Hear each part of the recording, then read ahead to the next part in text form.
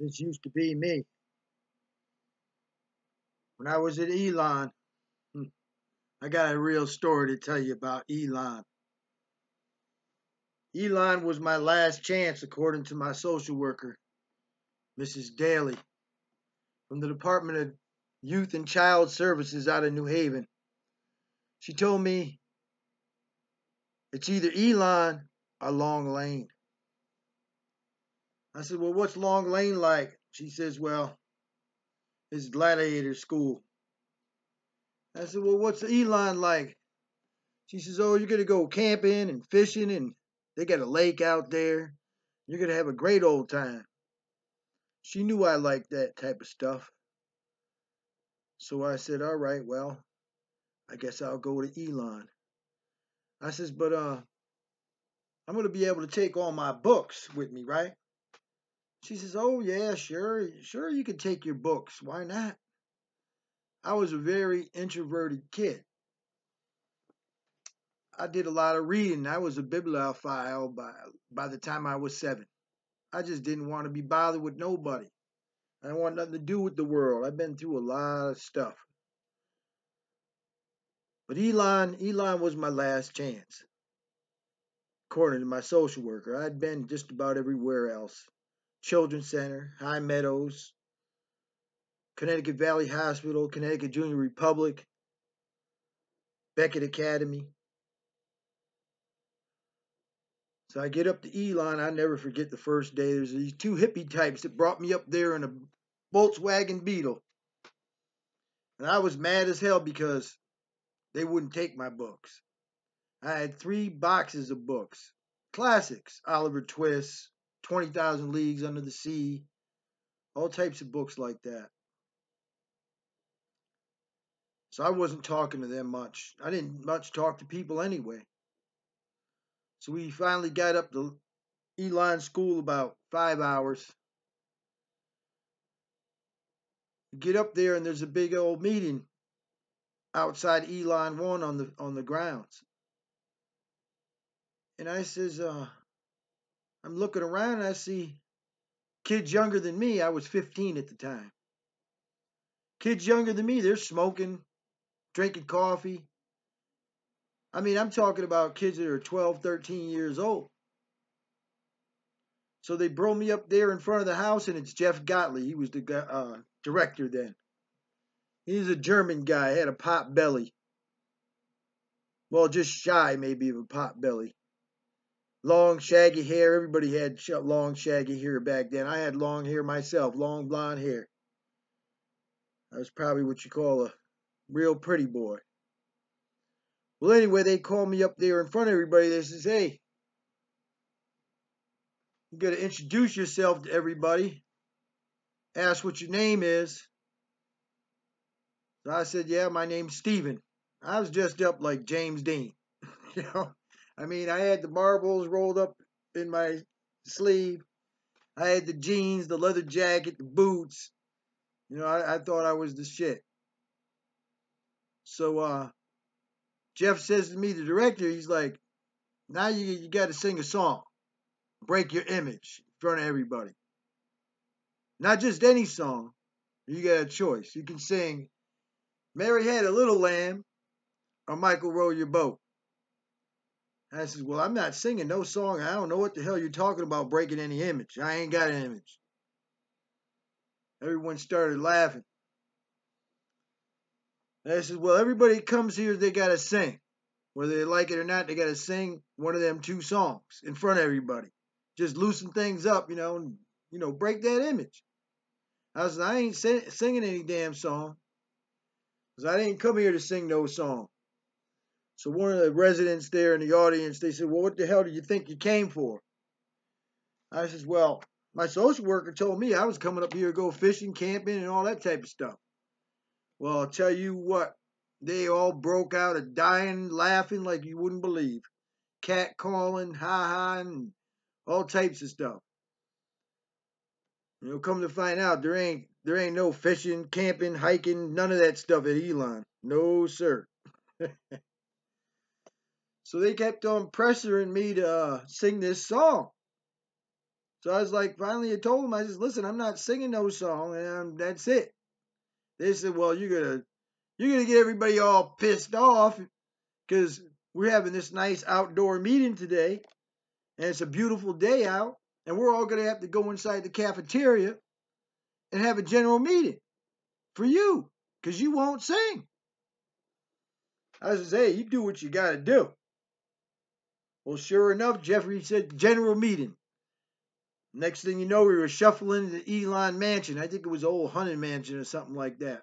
But this cafeteria was pretty damn big. Maybe it was a ballroom at one time. And they had a stage on there. And I'm going to tell you something. Those general meetings were crazy. Crazier than... Wait until I get into it. Just trust me. So anyway, we get into that general meeting. Everybody gets into the chairs. There's about 116 residents here. You got Jeff Gottlieb and you got Michael Higgins up there running the general meeting. Jeff Gottlieb was the director. Mike Higgins, assistant director. Right? This Mike Higgins was an ex-drug addict, drugstore robber. Right? I don't know what Jeff Gottlieb was. But anyway, they got me up there. I'm 15 years old and they want me to sing. And I don't sing. So Jeff says, hey, anybody got any feelings for this guy for breaking up the meeting we had outdoors and ruining our day because he doesn't want to sing? Michael had a row your boat and Mary had a little lamb. And sure enough, about 30, 40 kids, I shit you not, came screaming at me like a stampede. They were all in my face like this, spitting and screaming and poking and kicking and all types of shit. Well, one by one, they started sitting back down. I couldn't hear a damn thing they said. Until the last one left, there was this little girl, I'll never forget her name, was Nancy Ennis. She's about 12 years old. She stunk to high heaven. Come to find out she had gonorrhea. Well, she's screaming and telling me she's going to kick my ass and fuck me up if I don't start getting with the program and if I don't sing one of these damn songs, I'm going to get fucked up. And I'm looking at this little girl, I'm just like, this little girl's got to be out her damn mind. So as soon as she got done sitting down, Jeff came over and says, well, you ready to sing now? I says, no, I'm not ready to sing now at all. I'm not singing any damn song. I want to get out of here. I says, and I'll tell you something else. If you come up here again, all these damn kids poking and spitting and punching and kicking and all this stuff in my face, I'm going to hit somebody. They said, oh, Jeff said you was a fighter. You're a tough guy. I says, well, I ain't no tough guy, but I ain't going to take nobody, spitting and yelling and screaming in my face over singing an old damn stupid song.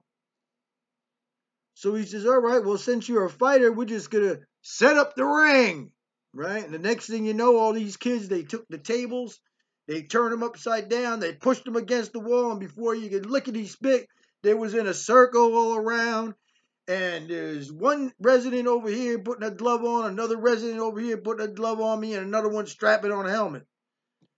Before I even knew it, I was in the boxing ring, and they're all waving there. Who wants to fight for the house? Right? All these big kids waving their hand. I was a little thing, right? I'll never forget it was this kid, this black kid, Stuart Rose, or whatever the hell his name is. But he fought like this, up and down, bam, bam, bam. I couldn't get a swing in him. And as soon as I tried to get in there, bam, boom, punched me right in the damn face, right?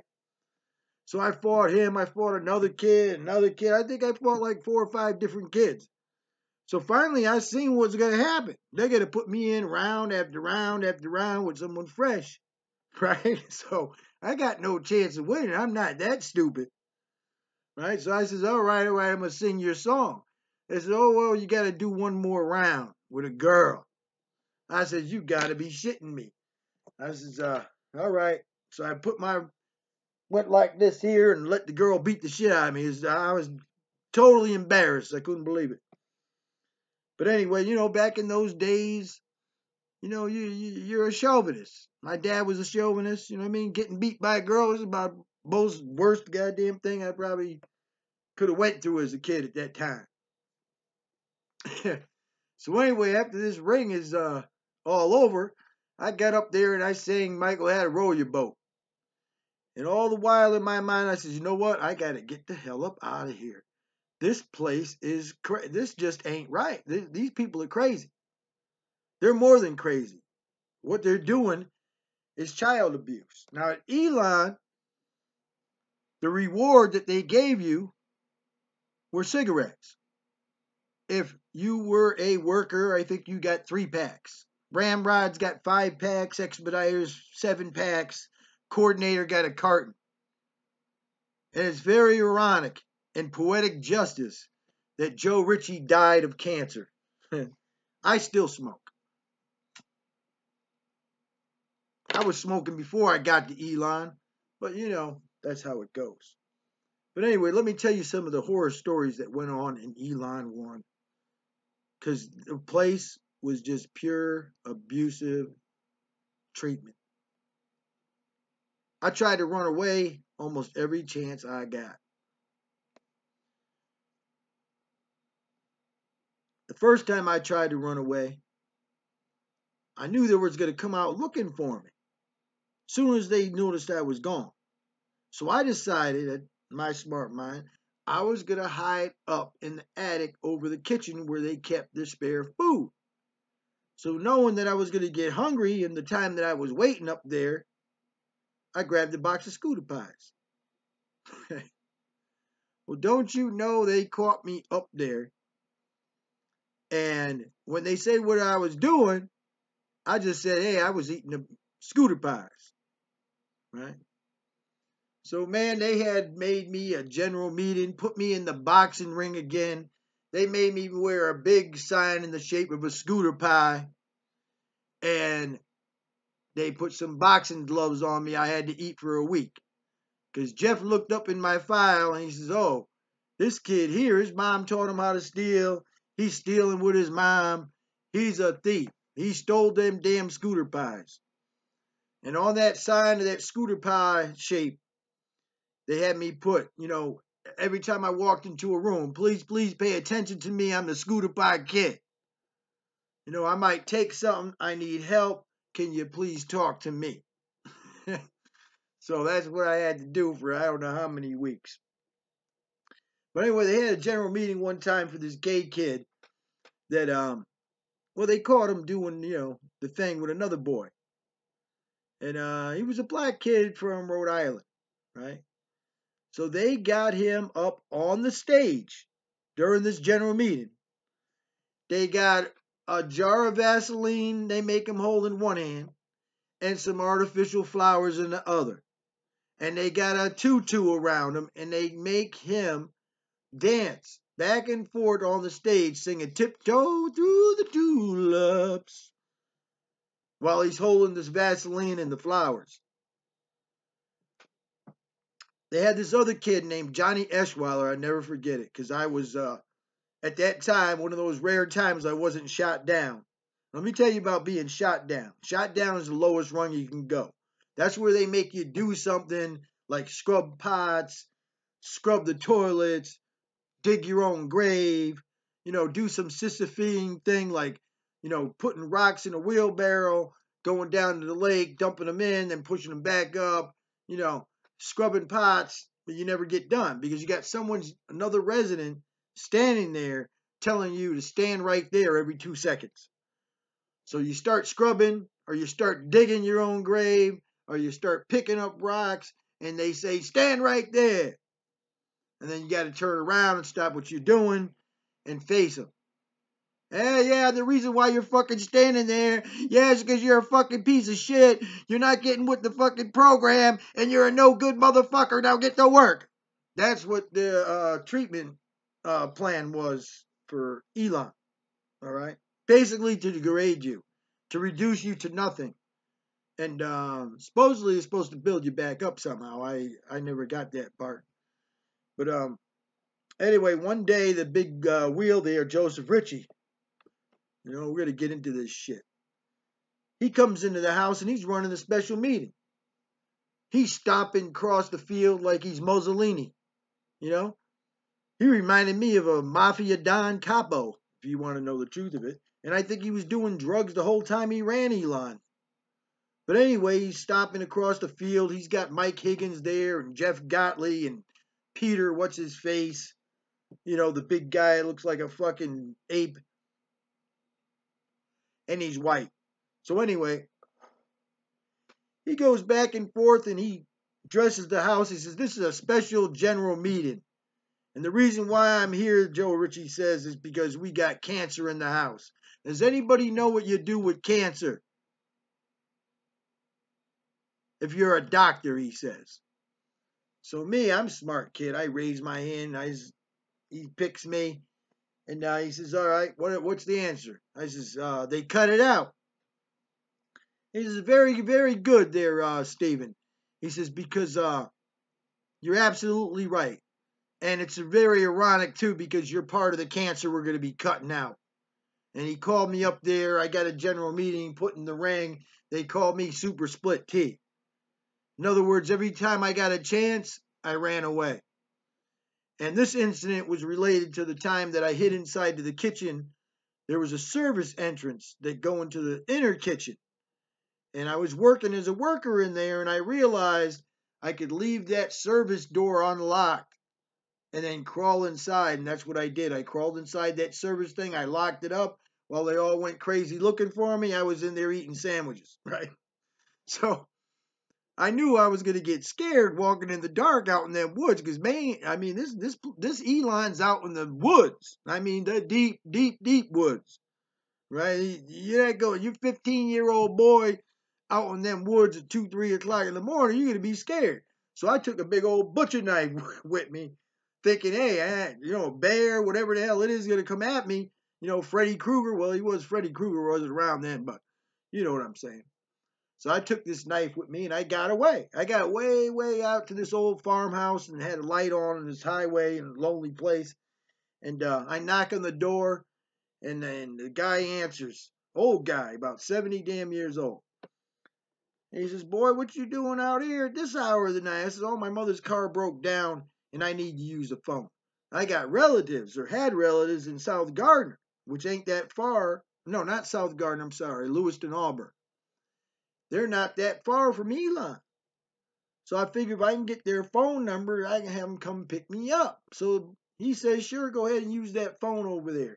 I says, you got a phone book? He says, yeah, right down there. When I reached for that phone book, the knife came out, bam, on the floor.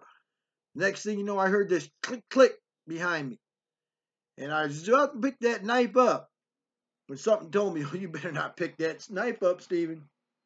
And sure enough, I looked behind me, and there was this old lady with long white hair with a double-barrel shotgun.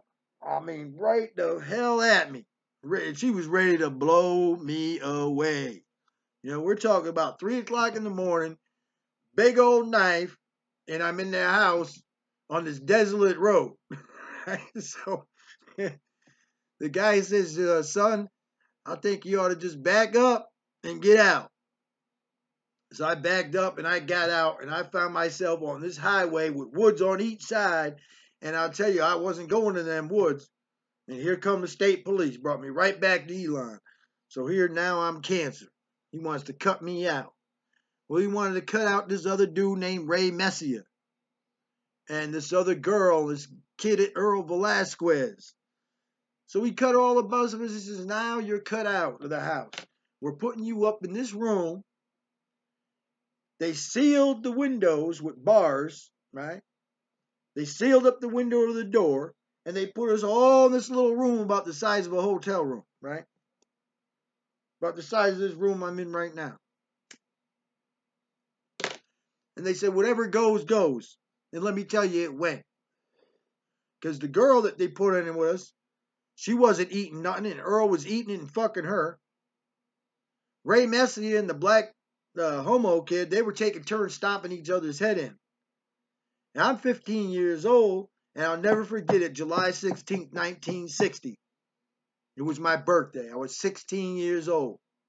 And there was this big old Maine boy, and he was cancer because he was a night coordinator, supposed to watch all the other kids not take off, and he took off. Well, they got him back, and now they put him up in there. That was a real egregious thing for him to take off in that position. So anyway, I said to him, I said, it's my birthday today. He says, oh, really? He says, why don't you stand up and let me congratulate you? So I stood up, he put out his hand, I went to put out my hand, and he hauled ass and punched me dead in my face. As I went down, I seen a teacup on the stand. I just took it, and I took a wild swing, bam, caught him right in the eye. Bam, right here. Blood coming out. He starts pounding on the door. Hey, hey, hey. He's yelling on that door for 10 or 15 minutes. I kid you not. They took him out. They patched him up. And they put him back in. When they opened that door, I seen that big ass dude come back in. I was like, oh shit, he's about to kick my ass. And yeah, I got fucked up, man. I got fucking hurt bad in there. And all the screaming and all that, they didn't give a goddamn shit. They said we were cut out of the house and whatever went, and it went. You know, that girl, they did things to her. She didn't eat. It was crazy, man. They had things there called cowboy ass kicking where they grab the kid, every 25, 30 kids, and they drag them to every room. In every room, they get thrown up against the wall. Kids punch them, kick them, all types of stuff. They need a doctor. Elon's got its own doctor. There's this kid, Johnny Eschweiler, like I was trying to tell you, he was shot down, and I was telling him to stand right there to clean the toilet on the second floor in the bathroom. So all of a sudden he goes, ah, and he runs right out the freaking window, through the window, bam. And I look out the window and there's Johnny Eschweiler spread out like a death scene, thing. And I was like, holy shit. And I run downstairs and I'm yelling, Johnny Eschweiler, run out the window, jumped out the window, man. You know what I mean? I get down to him and, a couple other residents are coming over there and I'm like, Johnny, you all right? And he looks up and he gets up and he runs through the living room, right? Through the porch and out the porch windows into the prickle bushes. Now here comes Jeff Gottlieb because his office wasn't that far from there.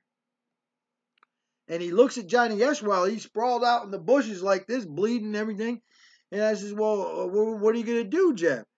He says, well, what do they make in Detroit? And I says, it didn't make any goddamn sense at all. He asked me this question at this time. I says, what do they make? I says, I don't know. They make cars there. He says, well, what company makes them? I says, I don't know. Detroit? What other companies? I says, GM? He says, yeah, that's it. GM. Call a general meeting. I was like, all right. They call a general meeting. They put Johnny Eschweiler on this table. And they says, has anybody got any feelings for him? And then all the kids ran up there and they're screaming and yelling and the kid's unconscious. That's Elon. All right. That's the real Elon. And I'm telling you the real shit about Elon. Right? Elon was a very abusive place, man. They put you in an encounter group and you're supposed to just tell anybody whatever the hell you want. I want to cut your balls off. I want to cut your titties off. I want to fucking kill your mother. I want to fuck your father. Whatever the fuck it is you want to say to somebody, you could say it. According to Elon, that's how you express your feelings. Then they got these primal scream things. I remember we had this girl, and her hang up was men always wanted her for sex. And I'm going to tell you, she was beautiful. Her name was Sheila Bean. I mean, she is still, in my mind, the most beautiful black girl I ever seen in my life.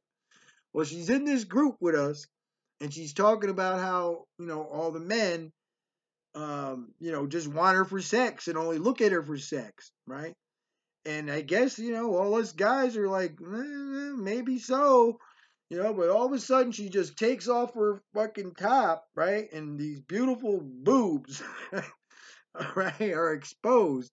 And she's like, if you want to look, well, go ahead and look. And then she gets up and she runs out the room and all the guys followed us, right? And it went through the whole house that Sheila Bean was naked and running through the house.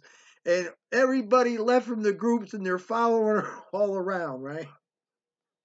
So anyway, she had this relationship with this other guy, resident Stewart, right? This black kid. He was sneaking down to her cabin. Elon don't tell you that, but they got a lot of girls that got pregnant at Elon, all right? Because it was co-ed, and the boys, the hens get into the hen house, or whatever the way that goes. But anyway, they had a general meeting with Sheila and Stewart, and they dressed him up. They gave him a fake baby, and they put her in a toilet paper wedding gown, and they did the whole thing. And then they grilled him like, all right, now you're married, you got a kid, you're 16 years old. Where are you going to work? Where are you get a job? How are you going to take care of the baby? They did the whole gauntlet, man. But Indiana came and got their kids out of there. And Connecticut, they put me up there, and I guess they didn't give a goddamn shit what happened to me there or any of the other kids that they sent there. Put you in the boxing ring, screaming in your face, kicking your ass. I mean, this was a scheme by Joesph Ricci to get rich. And he got rich off the misery of other people. So, let's keep it real, man. That shit fucked my life up, man. That didn't make me any better. My last chance was, if that was my last chance, my chances were fucking over. You know what I'm saying? And I met a lot of people that were in ELAN in prison. And that's where they are today. They're either locked up, dead, or they're still strung out on drugs somewhere, man. Because ELAN didn't do a damn thing didn't do a thing for me. I was a young, good-looking, sensitive kid, man, and that wasn't the answer, man.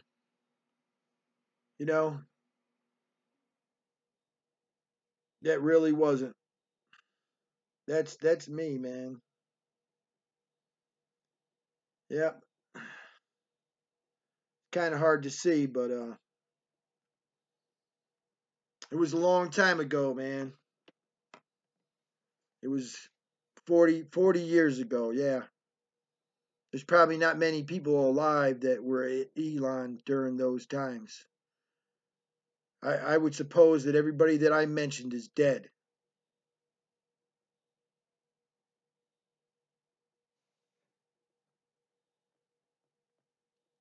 That's the horror story of ELAN. Yeah. You have a good night, man.